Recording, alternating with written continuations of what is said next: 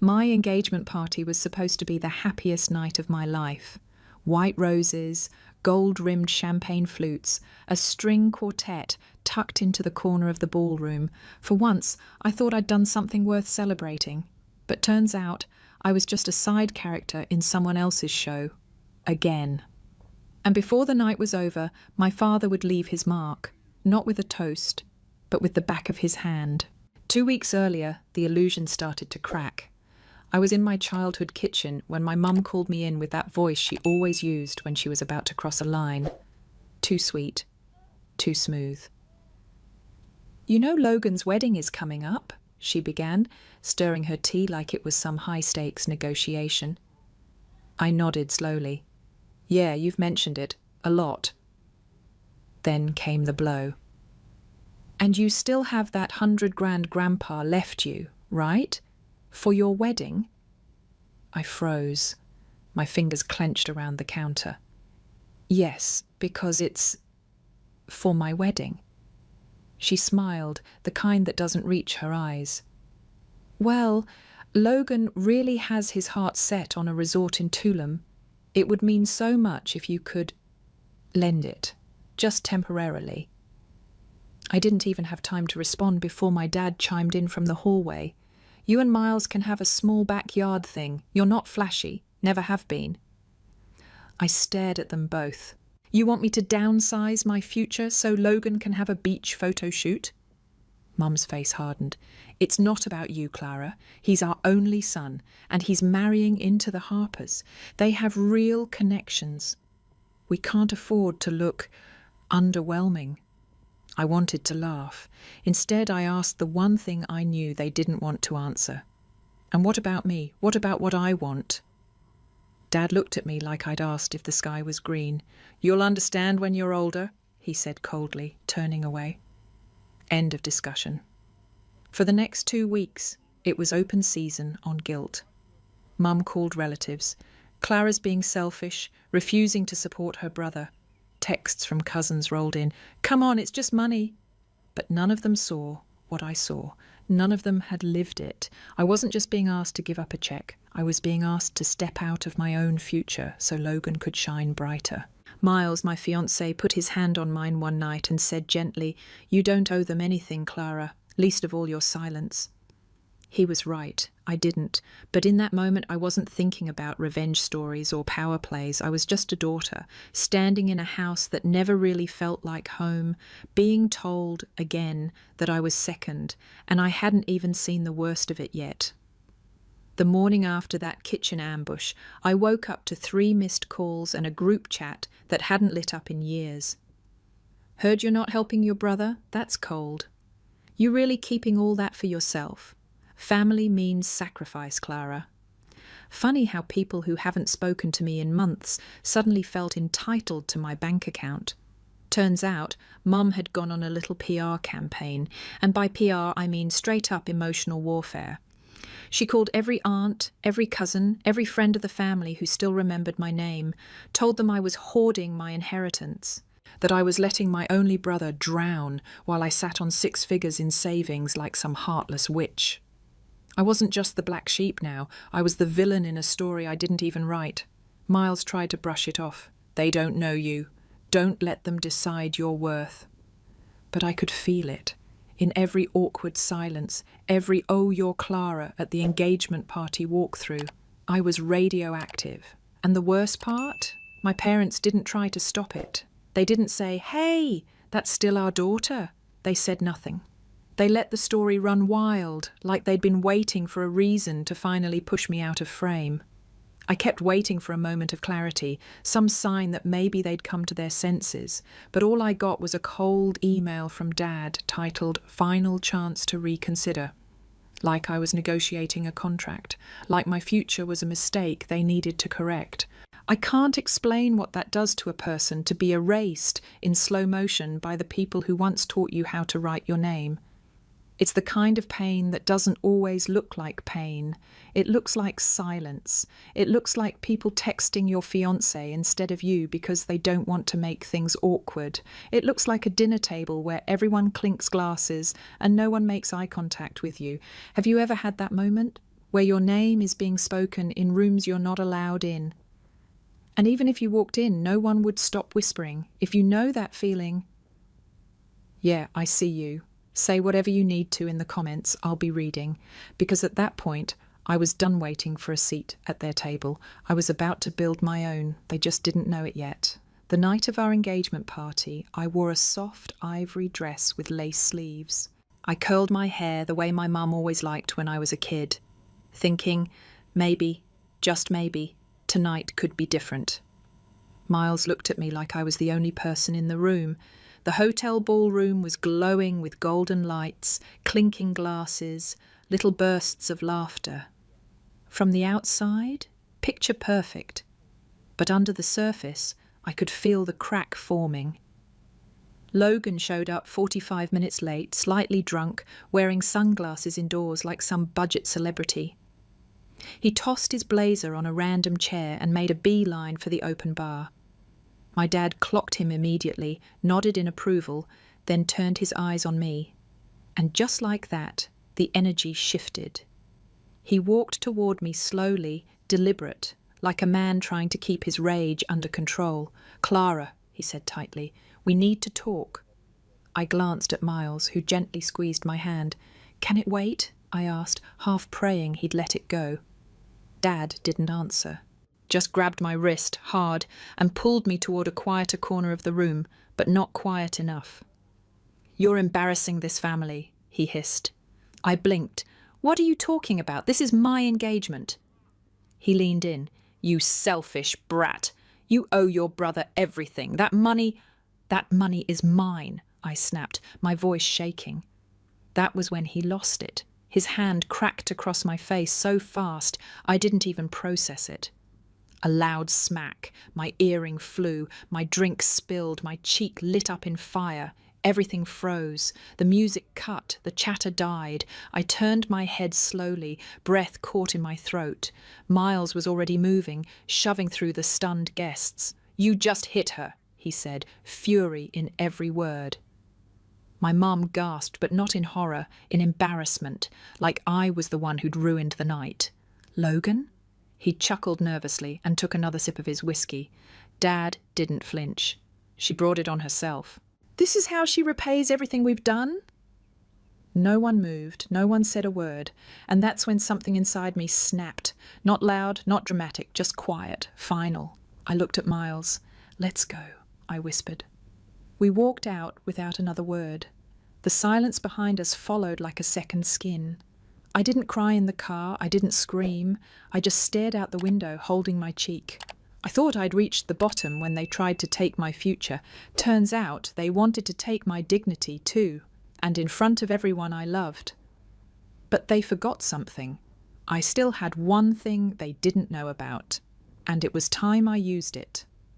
The next morning, my cheek still burned, but it wasn't the sting that haunted me. It was the silence. No missed calls, no apologies, no "Are you okay?" from my parents.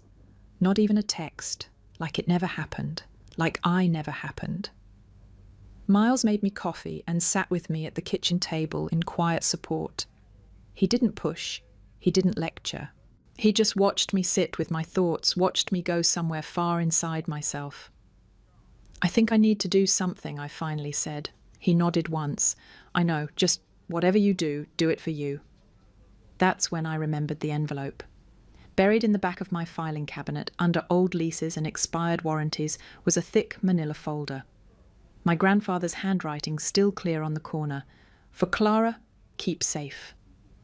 Inside was a deed. A signed, notarized, fully legal deed to the very house my parents lived in, left to me 5 years ago. He'd told me once, back when I was 24 and still trying to make sense of why they treated me so differently. "One day, Clara, they'll forget your blood. And when they do, you'll need something to remind yourself you're not powerless." Back then, I didn't understand. Now, I understood everything. I called a lawyer I trusted, Lenora Davis. Sharp, no nonsense, and fiercely ethical. She reviewed the documents within hours and called me back. "You're the sole legal owner," she said. "No joint titles, no loopholes. If you want to proceed, say the word." But I didn't want revenge. Not yet. I wanted them to see it coming, to feel the shift. So instead of eviction papers, I sent them something subtle. A formal notice of ownership review, embossed in gold, stamped with my lawyer's seal. No threats, no drama, just a quiet reminder. 2 days later, the phone rang. "Mom." Her voice was brittle. "Clara, what is this envelope?" I sipped my tea. "It's about the house." "You can't be serious," she snapped. "We've lived here for over 20 years. "I can, actually," I said calmly. "Grandpa left it to me. Not you, not Dad." Silence. For a second, I thought she might hang up. Then, "You're not really planning to kick us out, are you?" she asked, suddenly small. I didn't raise my voice. I didn't shake. I just told the truth. "I'm planning," I said slowly, "to give you the same level of care and consideration you gave me when Dad hit me in front of 60 people and you said nothing." That was when the screaming started. I didn't flinch. I just held the phone until she ran out of breath. Then I said, "You have 30 days. And I hung up. I didn't plan for the video to go viral, but someone at the party had caught it all. Dad's hand, the smack, the stunned silence, my mother frozen like a statue, and Logan sipping whiskey in the background like it was all too boring to care. It started showing up in group chats, then a Reddit thread, then TikTok. Hashtags flooded in. #not your punching bag. #daughter, not property. #family. Doesn't mean abuse. People shared their own stories, daughters, sons, even strangers who'd been humiliated by their own blood in rooms full of people who did nothing. At first I panicked. I wasn't ready to be seen like that. But as I read the comments, something shifted. They weren't mocking me, they were me. One girl wrote, "He hit you and they watched. I know that silence. I grew up with that silence." Another, "I thought I was crazy until I saw this. Thank you." I didn't reply, but I read every word. Meanwhile, my parents had no idea the world was watching. Until the notice hit their door, bright red letters. Property sold. Vacate within 14 days. They didn't call. They showed up, unannounced, angry, broken. I heard the knock and didn't move. Miles opened the door, stood tall, then stepped aside to let them see me sitting at my desk, calm, composed. Dad looked smaller, like someone had deflated him. "You think this is fair?" he barked. I tilted my head. "You mean selling the house I legally own?" He pointed a shaking finger. "We gave you everything, food, clothes, a home." "You gave me a roof," I said, standing up, "but never safety, never love. And the night you hit me, you gave me clarity." Mom started crying. Real, messy crying this time, not the fake tears she used to use in front of guests. "We have nowhere to go," she sobbed. "We're your parents." I didn't yell, I didn't cry, I just said, "You made your choices, now I'm making mine." They begged, I watched.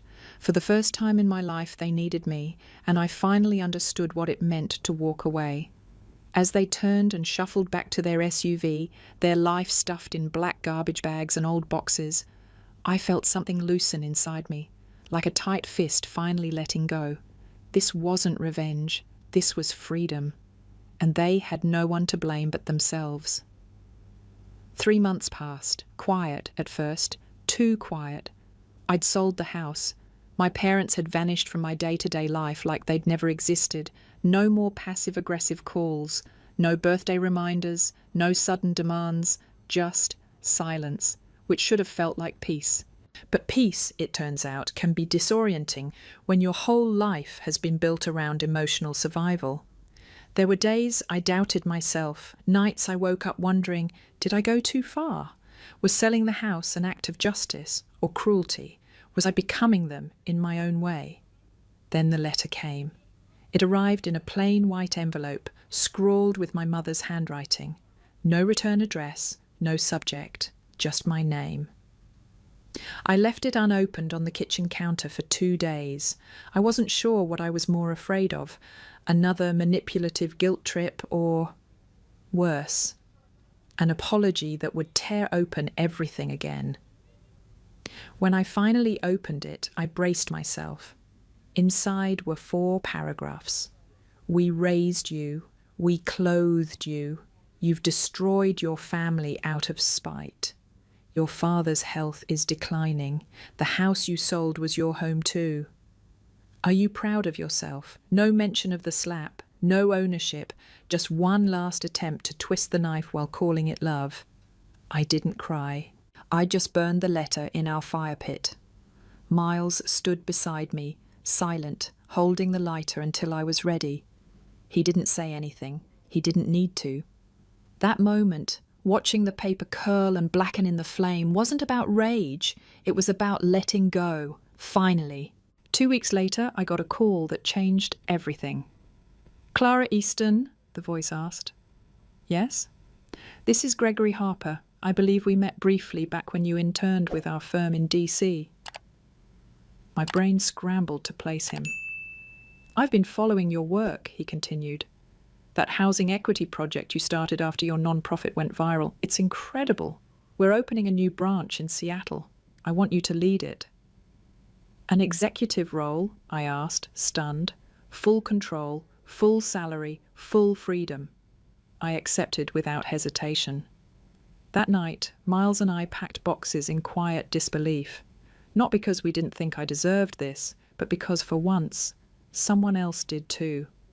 Our new life in Seattle bloomed. I took the job. I built a team. I found myself working with women, brilliant, battered, brave, who had their own stories of being cast out by the people who were supposed to love them. I started something new. I called it the second room. It was a shelter, yes. But more than that, it was a space for women who'd been told they didn't deserve even a first room. It stood exactly where my parents' old house once was. I didn't put my name on the sign. But carved into the entrance stone were 5 simple words, "For the ones left behind." 3 months after that, I was invited to speak at a National Housing Justice Gala in Los Angeles. I didn't plan to talk about what happened. I was just there to represent the work. But something shifted when I stood on that stage, looking at a room full of polished strangers. I cleared my throat. I was beaten at my own engagement party by my father in front of 60 people, and no one stopped him. The room went completely still. I didn't name names, but someone had recognized me from the video. It had resurfaced recently in a new wave of #family-does-not-equal-safety. What hurt the most wasn't the hit, it was the silence afterward. Not just from my parents, but from everyone who watched and did nothing. I paused. Sometimes the deepest wounds aren't the ones that bruise. They're the ones that tell you over and over again that your pain isn't real enough to matter. And then I took a deep breath and said, "So I built something for the people who were told they didn't belong anywhere. I call it the second room, because some of us were never allowed the first." When I stepped off stage, the applause was deafening, but what mattered most came later, near the elevator. A woman, maybe in her 20s, approached me. Her eyes were red but steady. "My dad made me give up my savings so my brother could go to law school," she whispered. "They told me it was my duty, but now I don't think I was wrong." I hugged her, tight. Not because I had the answers, but because I finally understood the weight of having none and still moving forward anyway. Ever felt like your family erased you and still expected gratitude? If that struck a nerve, I see you. Dropper, I'm still here if you've ever had to rebuild from silence. You're not alone, you're not broken, you're just not done yet.